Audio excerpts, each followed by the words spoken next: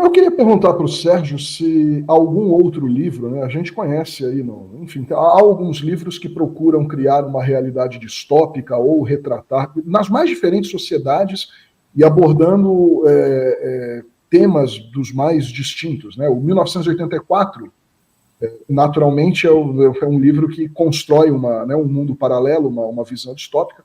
Há outros escritores, o caso do próprio Salman Rushdie, quando ele escreve, né, os tais versos satânicos e tal, ele tenta ali de alguma forma também traçar o que seria uma sociedade fundamentalista, enfim, e rendeu aquele problema todo para ele que a gente sabe. Eu queria saber de ti se alguma dessas obras, claro, você tem duas aqui de naturezas totalmente diferentes, mas se existe algum tipo de obra ou de autor que explore essas possibilidades distópicas que tenha te influenciado. 1984 foi uma influência forte. Foi uma influência forte e eu fiquei muito impressionado de reler e ver o quanto o livro ainda é extremamente potente, bem escrito, bem construído, tem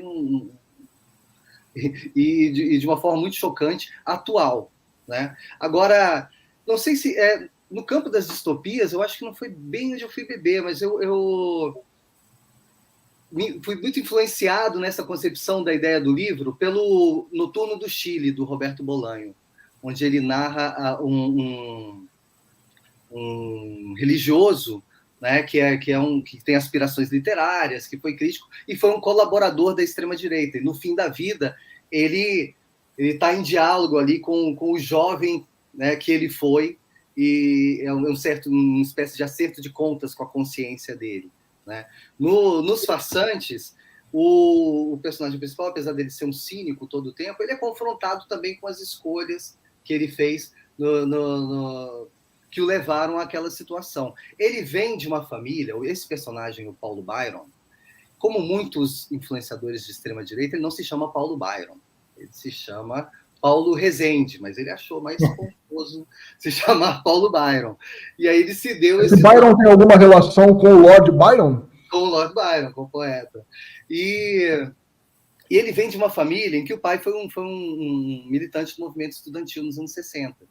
Então ele é ali um filho que rompeu com uma história da família, né? Então ele tem essa ruptura ali. Então parte dessa questão dele vem dessa... Eu queria muito explorar também o tema do ressentimento. Eu acho que o ressentimento faz parte muito dessa coisa que se formou, né?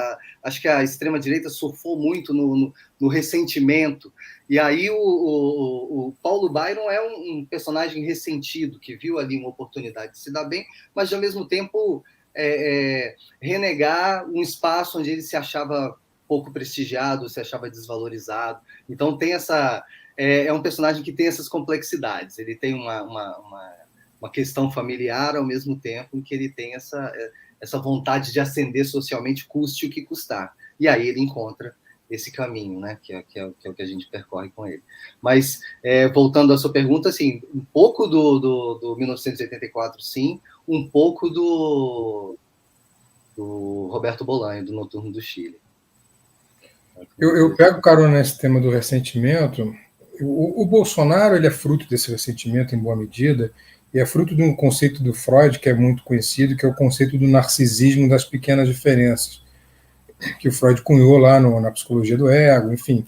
Em 1920, 1930, 100 anos atrás, Sérgio, a gente está falando de um sujeito que está prevendo a ascensão do nazifascismo, que está, aliás, é testemunha ocular da ascensão do nazifascismo. Como que a história é cíclica, e a gente vê um sentimento muito parecido e, obviamente, potencializado pelas redes sociais. E, para quem não conhece, o narcisismo das pequenas diferenças é um conceito complexo, mas que também pode ser traduzido de forma simples, da constituição da subjetividade, não a partir do que a pessoa é, mas a partir da diferença com o outro, daquilo que o outro é, ou seja, que ela não quer ser.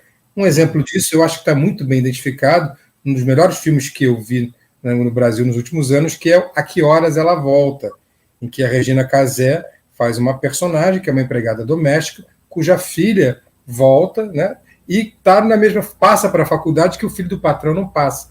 E isso me pareceu ser a grande dificuldade da classe média na ascensão da classe trabalhadora nos anos Lula.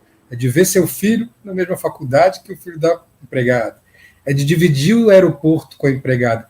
Isso mexe no narcisismo das pequenas diferenças. E daí, Sérgio, me parece que sai do armário toda aquela xenofobia, todo aquele racismo, toda aquela misoginia dessa gente que, na verdade, sempre esteve lá. Eu me lembro que em 18, quando as pessoas achavam que o Bolsonaro não chegaria ao segundo turno, eu publiquei um artigo, aliás, eu acho que eu tenho, você tem aí, Gui? Bota o artigo no ar aí. Publiquei um artigo no Jornal Extra, se tiver, bota aí, Gui, tá aí. Bolsonaro e o narcisismo das pequenas diferenças, uma leitura freudiana sobre as chances do candidato. E logo no primeiro parágrafo eu coloco, não se iludam, o candidato da extrema-direita estará no segundo turno e pode vencer a eleição. Tira aí, pode tirar, Gui, por favor. Porque eu já previa, como psicanalista, que aquilo não era um movimento racional, mas um movimento de controle do imaginário. E esse controle do imaginário já havia sido conseguido por essa trupe bolsonarista. Você sentia isso também em 2018? Ou você era dos otimistas que achavam que essa violência não venceria a eleição? Eu queria acreditar e acreditei que não venceria. E depois caiu a minha ficha, assim. Mas era uma coisa que a gente via vindo, né? Mas não queria. Não é possível, gente, que vai ser isso. E foi, né? Acabou sendo.